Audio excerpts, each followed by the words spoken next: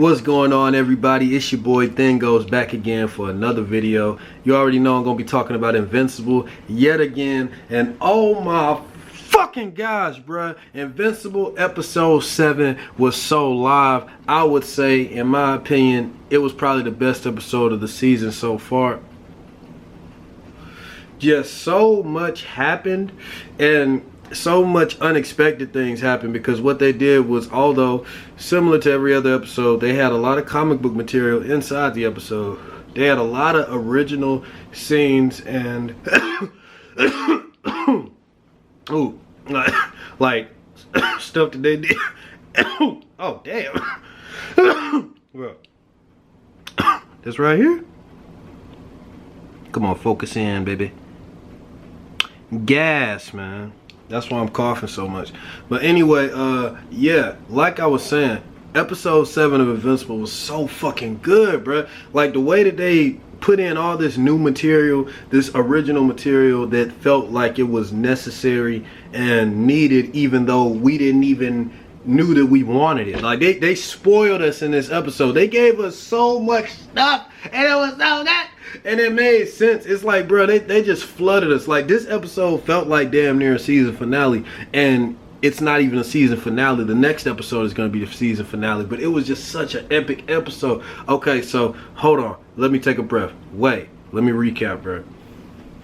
So we already knew this episode was going to be insane, because at the end of the last episode, Debbie finds out, due to her own little Magnum PI stuff going on, an investigation, she actually found the costume, which was terribly hidden, I might add. And she found it, took it to Art, Mark Hamill's character. He did his little techie stuff, and he was able to scan the costume and actually see the blood residue from the fight when Omni-Man took out the Guardians of the Globe. So when that happened, he was able to see that it was actually Omni-Man that was the one who killed him, without a doubt. So Debbie was able to figure this out, and she confronted Omni-Man about this. Now, this was a huge change from the comic book. This never happened. So the biggest question going into this episode, I was wondering, how was this all going to play out? Because the whole, like, this has to be arguably, in this episode, it has to have the biggest amount of changes, I would say, from the source material,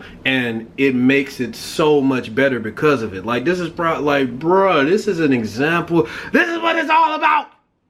Damn it.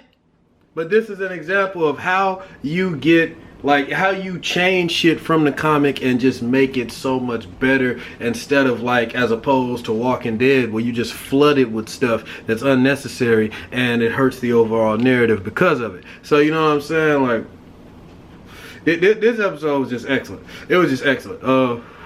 I didn't really like the shit with Amber. I mean, you know, a lot of people don't really like her character in this show. I like that they're doing more with her in the show than they did with her in the comic book.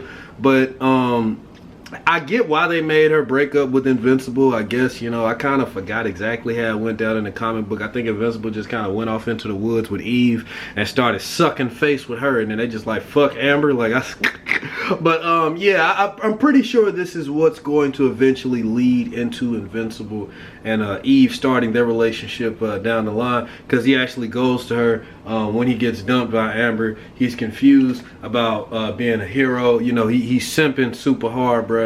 My nigga need to talk to Kevin Samuels. Like, he literally thinking about throwing his whole life away. He don't know if he want to go to school no more, bruh. Don't know if he want to be a superhero no more. Like, all because Amber dumped him, bruh. Like, come on, Invincible. Like, get right. Let me tell you something right now. The Invincible I know from the comic, that's one thing I can say, bruh. The Invincible I know from the comic, bruh, he wouldn't have never did this, bruh. At all, bruh. I'm sorry, I just really like shaking my head right now because of the hair, bruh. It's just, you know, I'm really liking this shit, bruh. Do you like? Yes. But anyway, man, bruh, this episode, I can't praise it enough. It's fucking amazing, bruh. I tell you what I do love, bruh. The fucking fights. Like, one thing that I thought was amazing was the character moments, because they made everybody involved. Everybody was involved. Like, all these people, like the whole government angle, Cecil, like all this shit with Donald, and just like the whole contingencies and all this shit, bro, like the whole fucking laser shooting from the satellite and shooting Omni-Man and the fucking Reaniman getting brought out and fighting against Omni-Man was fucking dope as hell. Like the Reaniman are so dope in the show, like they made them so much fucking stronger. Oh my god. And the fucking like the whole damn Cthulhu motherfucker that he released on Omni-Man, and he said that he took out his pain centers and they doped him up with every fucking drug enhancer and strength enhancer that they could find, and it made the motherfucker mad as hell, and he said that it blamed him. And the whole conversation between Cecil Stedman and Omni-Man that felt so real, like he really felt betrayed, and he was just calling him out on it, bro. Like, bro, why you kill the Guardians of the Globe? They was your niggas, bro. I was your nigga, bro. Like, why you lie to your wife, bro? Like, come on, bro. And he just keep teleporting from place to place to avoid Omni-Man when he trying to grab. Like, bro, oh my god, bro.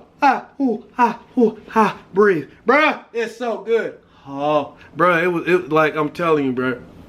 The amount of the damn blunt that went out, the amount of original material that they had in this episode, and just like how it was all hidden the right places, making sense, the build up, bro. When Omni-Man went inside his house looking for Debbie and Mark, and then the fucking soldiers was there, Invincible. I ain't gonna lie, that reminded me a lot of that scene from The Boys when Homelander went up in the crib.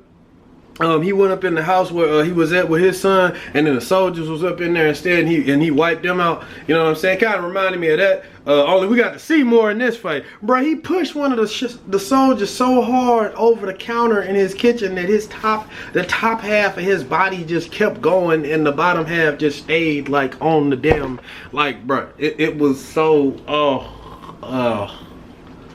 so good. Oh my gosh, bro. So this is what it. I told you, niggas. I told y'all. I've been told y'all, bro. Damn, this was a good fucking episode, bro. I can't wait till next week, man. Oh my gosh, bro. Whoo, y'all gotta check out the live stream. It is uploaded now currently. And also, bro, the fucking shit with Robot. That's the shit I was talking about that I wasn't expecting, bro. I did not know they was gonna fit the whole thing with Robot and his, like, I mean, yeah, they was showing like the build up to it in earlier episodes, but I didn't think it was gonna like get paid off this soon. Like, bruh, it's crazy. Like, they did the whole thing with Rex and Robot taking the DNA and trying to transform into a human and, you know, be able to, a young version, so, you know what I'm saying, he can be close to Monster Girl. Kind of, you know what I'm saying, motivated him to want to be a human, and also, like, you know, get out of the situation where he's trapped in his own body where he cannot, like, inhale, I think, like, actual oxygen because it burns his lungs or something like that. You see his real body, and they showed it in earlier episodes. It looks like that raisin with arms and legs. And man, he looked fucked up. And I thought it was cool how he enlisted the Marla twins to help him out, and then the Marla twins actually was there to help him transfer or split his consciousness, which actually led to a very good scene that I wasn't expecting at all. Like, came out of nowhere, and it was actually pretty sad. Like, damn, you know what I'm saying? Like, shit. I don't remember if it happened exactly like this in the comic book. I'm not sure. Maybe it did, but I don't remember it being like this focused on. Like, that shit was sad. I was like, hold on, bro. Y'all need to stop it.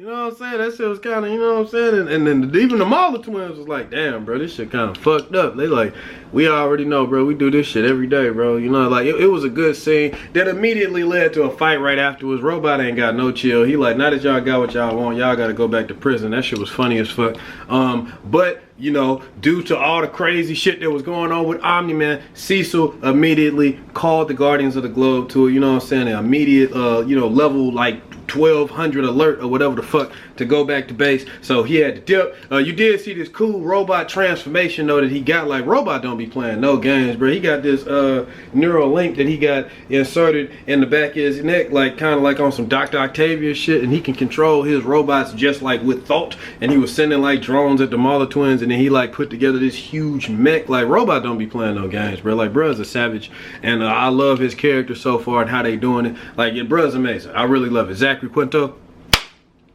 You doing your thing, bro. And yeah, man, the whole shit with Omni-Man and bro, Rexplode had me dying laughing. If you watch the live stream, bro, I literally almost died, bro. Like Rexplode had me laughing so hard right as I was inhaling my weed. Like this stuff. This stuff. You know what I'm saying? Like bruh had me like soon as I was inhaling the shit, Rex was just on some funny ass shit because when Robot walked inside the base, when he walked in there as his new baby, like Rex, like young Rex clone self, and then Rex was just like, what the fuck? Like he had the most realistic real nigga responses in the like he really always do, but in this whole episode he was on 100. Like Rex had me laughing so hard, bro. He was just like, wait, hold the fuck on, Robot, Stop fucking me up. Bro, I was laughing so hard at this dude, bro. Like I was coughing so hard, man, I almost lost a lung. But yeah, like aside from the amazing scenes we got with really everybody, you know what I'm saying? But Rexplode, Monster Girl, Robot, he creeped her the fuck out. You know what I'm saying? Like I'm talking about, bro, like Robot on creep 10,000, nigga. But you know, you already know it's gonna blossom into something beautiful. And yeah, man, the whole shit with Omni-Man, god damn, bro, like, hey, the Rihanna, man, they was never this strong, bro, and just everything Omni-Man was doing, like, I was scared for William. I was like, bro, you better not kill William, bro. William was just like, damn, bro, like Omni-Man was just, he was on one, bro. He was looking for Invincible, and I thought it was cool how they literally, like, kept the episode going, like, at its hour length with, like, stringing along, like, Invincible, not, him being, like, the only one really like not knowing what was going on. Like everybody is in on it. Everybody know what's going on, bro. But because of just where Invincible was and him not being on his phone and him talking to Eve and this, that, and the third, and him being all, you know, sipped out and stuck in his feelings and shit, he had no idea what was going on. Like everybody in on the joke and he not in on the joke. You know what I'm saying? To the last minute. I thought that was so like crazy, bro. Like I was just like, oh, when this nigga find out, bro. And then when the immortal, oh my gosh, I'm not even gonna lie, man. I know he still got his ass clapped. I know he still got his ass beat. I'm not gonna lie, bro. He still got beat. But they made the Immortal so much better in this show. I see him as a joke in the comic. I'm not even gonna lie to you. We all know he a joke in the comic. Bro, the Immortal be getting his ass served. Even though he has a cool costume, cool origin story, and he's not a bad character overall, he just be getting wrecked. For the most part. Don't get, I ain't gonna lie, he be putting up some good fights every once in a while. But for the most part, bro, he be getting destroyed. Invincible be putting him in his place way too much. You know what I'm saying? But in the show, bro, he just proved himself in this show, bro. Soon as that collar that the Mauler twins got in exchange for the deal that they did for Robot went around his neck or whatever, like soon as they reattached his head to his body, bro, this man just said, where is and just started flying super fast looking for, I'm talking about, bro, he wanted to catch that fade. He was looking for Omni-Man. He was looking for blood like nothing else. You know what I'm saying? As soon as he found Omni-Man, he just like, how could you? We trusted you. Why? Why did you do it, nigga? Why? You know what I'm saying, bro? And he just put up a real good fight. I ain't gonna lie, bro. You know what I'm saying? Like, and I already know Omni-Man probably wasn't even trying his best. Not nearly. I mean, I don't know, man. I don't know. I mean, Omni-Man was already getting his ass clapped. Like, you know, after fighting the Reaniman that I know he wasn't expecting to beat his ass like that. Like, damn, like, what is D.A. St. Clair feeding these niggas, bro? Like, I'm telling you, I cannot emphasize enough how gangster these Reaniman are in this show, bro. They was not like this in the comic. Like, not even close. And then the damn Kraken that they released. Like I told you, bro, that shit was fucking Omni-Man up, bro. Like that shit was crazy as hell. It don't matter how strong he was, it wasn't even hurting the nigga. And I did like that scene, like I mentioned briefly, but didn't really go into that much detail with, bro. That fucking scene with the satellite when it shot that damn Kamehameha, that Rasengan, that damn fucking spirit gun Aladdin, you know, it just shot that big ass nuke from the sky and landed, bro. It created a crater in the earth. I swear, bro, we was gonna see the core of the planet, bro, with how big that beam was, and it didn't even scratch Omni-Man. Like, it just made his nose bleed a little bit. Cecil Stedman said something about that. He like, damn, bro, $400 billion for the world's most expensive nosebleed or something like that. I'm like, damn, bro, that man, y'all, that's fucked up, bro.